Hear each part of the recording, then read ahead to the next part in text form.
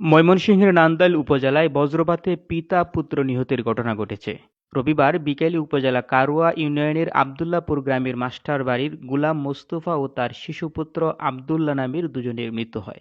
নিহত দুজন সম্পর্কে পিতা পুত্র। স্থানীয় পল্লী চিকিৎসক আবু হানিফ জানান, রবিবার বিকেলে ধানের চারা রোপণের জন্য বাড়ির পার্শ্ববর্তী ক্ষেতে মই দিতে গেলে হঠাৎ বজ্রপাতে ঘটনাস্থলে পিতা পুত্র মাটিতে লুটিয়ে পড়েন। আশপাশের লোকজন তাদের উদ্ধার করার পূর্বেই ঘটনাস্থলে তাদের মৃত্যু হয়। এ ঘটনায় এলাকায় নেমে এসেছে শোকের ছায়া।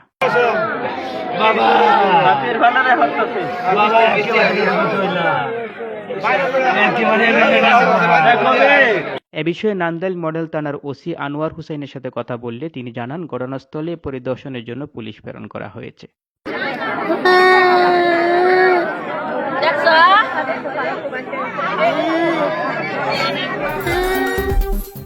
এস মিডিয়া, আপনার পাশে সবার সাথে।